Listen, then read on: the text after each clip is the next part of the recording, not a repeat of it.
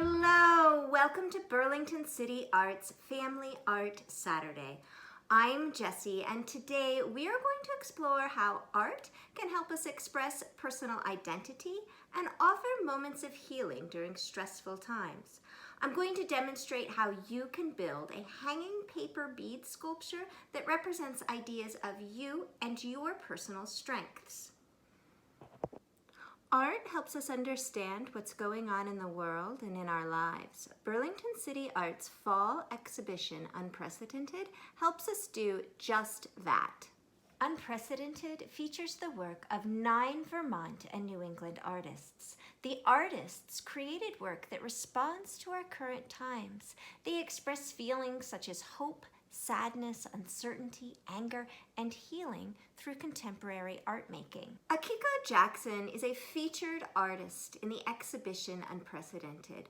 Her work is also the inspiration for this month's Family Art Saturday. Akiko Jackson created this sculpture, Neck Bones. Look closely at the sculpture. What do you notice? What colors and shapes do you see? Does the sculpture remind you of anything? How do you think Akiko made this sculpture? Akiko used resin to create exact copies of the bones in a spine. She repeated her artistic process and made many bones and strung them together to create neck bones. She made this sculpture while she was recovering from an injury. The process of making and stringing the bones became a form of healing for her. Even the color, the translucent amber, was part of the healing process. Amber, created with tree resin, has been considered by many historical and contemporary cultures to have therapeutic properties. Akiko's sculpture, Neck Bones, invites viewers like us to think about our own bodies and feelings and how we're doing right now as individuals and communities. Neck Bones represents Akiko's healing process by creating a spine that is strong and supportive. Our art making today is going to explore how we can use art as a healing process like Akiko. We are going to create a hanging paper bead sculpture that celebrates our personal strengths. Let's start by collecting materials for our art making today. You're going to need paper, a pencil or pen, watercolor paints and paintbrush, scissors, string or yarn, and glue. I'm going to start this process by painting some paper, and the paper is going to be transformed into a paper bead for my sculpture. This bead is really special to me. I made this paper bead out of paper that I painted to represent my personal strengths. You can see all of the different colors that I've rolled in this paper. These are colors that I chose to represent how I'm strong. I think it's beautiful and I can't wait to use it in my sculpture. So we're going to begin by thinking about our own personal strengths. How are you strong? And what would it look like if you painted a picture of your strength? I'm going to look at my watercolors, and when I begin my painting, I'm going to be thinking about how I'm going to make an abstract painting. You can see that my painting was transformed. I rolled it all up into this little bead. So it changed a little bit during that process. And I want to keep my painting just bold and simple. I'm going to think about the colors that I associate with my own personal strength. And then I put them down thinking about shapes, colors, and patterns that I could use to express that. The colors that I use might be similar to the ones you choose, but yours could be completely different. I'm going to start with this really deep red. I love red. The colors that you choose, again, completely up to you. And I'm just going to start filling my paper with shapes as I think about how how strong I can be, and what that might look like. Washing my brush as I get new watercolors. And I'm just letting the brush be inspired by my ideas about my strength. And I want to fill this whole page so I have lots of paper to create my beads out of.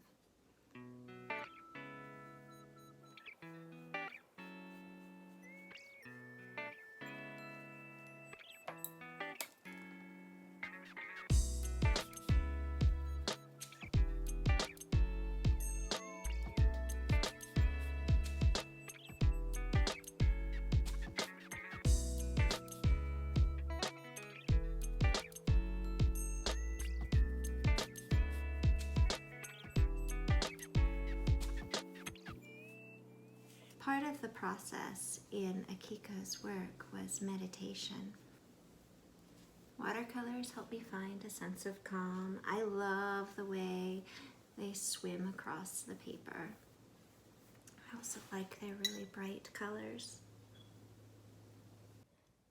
I made a few different watercolor paintings. I painted on my drawing paper, some notebook paper because I liked the lines, and some recycled brown paper. Each of them is different, and each of them is special to me because I thought about my personal strengths as I was choosing colors and shapes to paint. I'm going to let them dry so I can begin the bead making process soon. My watercolors are dry, and now it's time to start making beads. I need to draw the template for my bead shape on my paper. I'm going to use a marker to do that so that you can see it, but typically I would use a pencil in case I made a mistake. I've got my watercolor paper and I'm going to work on it horizontally like this, not vertically. This way I will get more beads on here. I'm going to divide my paper using a giant zigzag that goes across from one side to the other. I'm going to use a ruler so that my lines are extra straight, but you can freehand it if you choose. I'm going to start at one corner and go all the way across the paper, making a big zigzag. It doesn't all have to be the same size, zig and zag. Can be different. So I start on one corner and draw to the next line.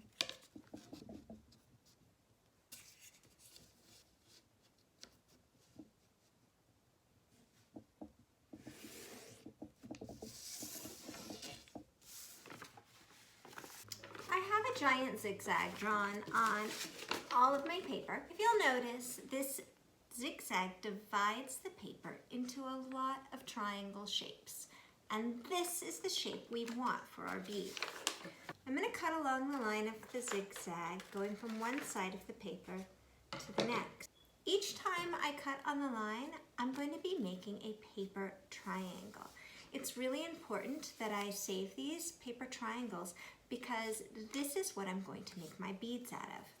I'm not going to be making any recycling. When I'm cutting this, I'm going to use every piece of this paper. Here's another one. So each time I cut on the line, I'm getting a new paper triangle, and there are no paper scraps. Cutting along until all of the triangles are cut out. I'm going to use my paper triangles, a glue stick, and a pencil to start making the paper beads. I have my paper painted side down on the table. Then I'm going to take a pencil, I'm going to set it on top of my paper close to the straight edge, not the pointy edge.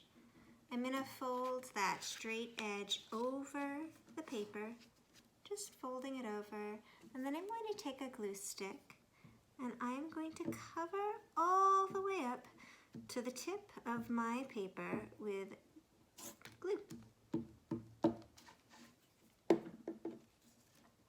When I've covered everything with glue, I'm going to begin rolling my pencil up towards the tip of the paper, up towards that triangle's point. And rolling, rolling, rolling, and as it rolls, it's gluing itself together. And then I've got my beautiful paper rolled around the pencil, and then I can slide it right off. And I've got this awesome bead. Now, there are some edges that are not straight. I can leave them. Other times, I may choose to trim them. And this will be my first bead. I'm going to go ahead and continue this process of rolling beads until I've got a nice collection of beads. I like to think about Akiko when I'm making these paper beads. Akiko repeated the same process over and over again as she made the bones to create her long hanging spine. That process, that repeated process, brought her a sense of healing. I'm going to use the same process over and over until I've created all of my beads. My beautiful painting is going to go face down on the table. I'm going to place a pencil on top of the paper. I'm going to tuck the straight edge of my triangle over my pencil, revealing my painted strength.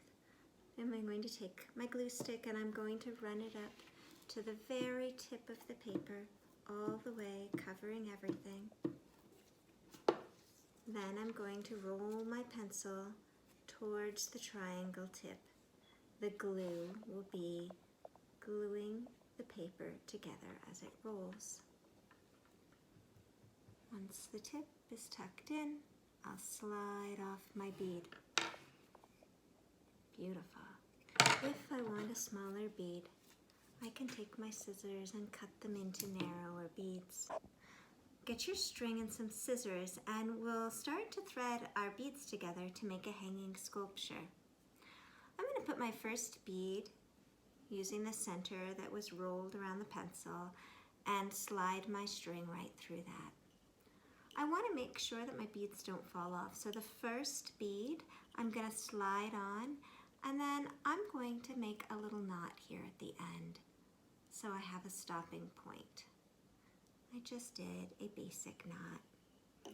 Then I'm going to take the other side of my string and I can begin threading all of these beautiful beads made with my paper.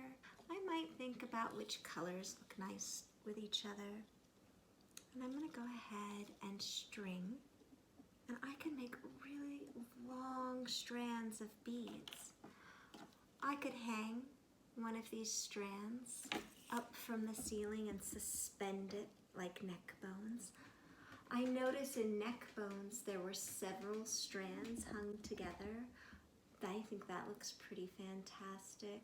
I might try that like Akiko did and take a few strands and hang them together. Here's another beading technique. It's a little bit more complicated, but it looks really cool in the end. You may choose to work with a partner.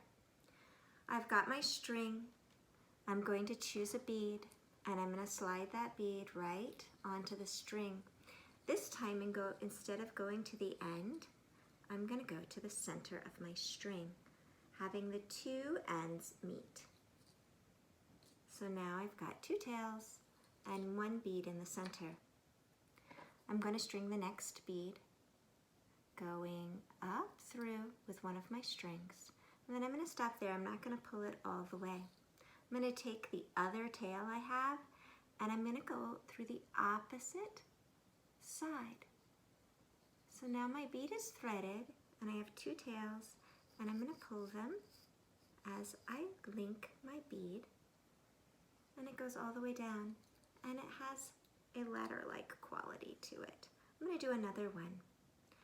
My two tails are at the top, my beads are hanging at the bottom. I'm going to take another bead, Put one tail through, going one direction. Take the other tail, go the opposite direction. Pull both tails until my bead meets the others. You can keep going with this strategy, or you could change directions and just start beading ones that slide down vertically. It's pretty fun.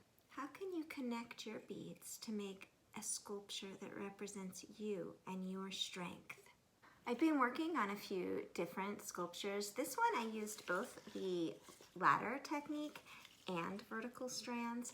I think I'm going to suspend it from the ceiling. I really liked the way Akiko did that. The beads are so beautiful and special, I couldn't help but make a few strands to wear as a necklace. I can also hang these strands as a sculptural piece in my home. Think about where you might want to display your sculpture, whether you want to hang it from the ceiling, whether you want to hang it on the wall.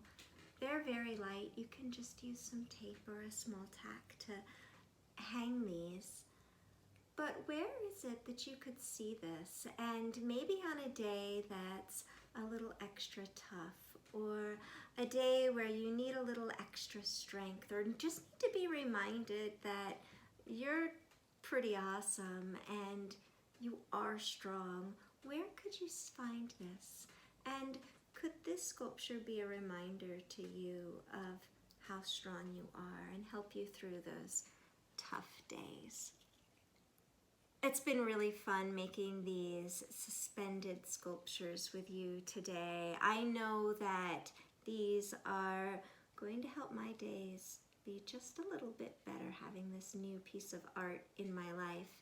And I hope that you and your family have a good time making these sculptures, thinking about your own personal identity and strengths. Thank you so much for joining me today. I'm going to be back here in January for another virtual Family Art Saturday. Happy creating! Bye!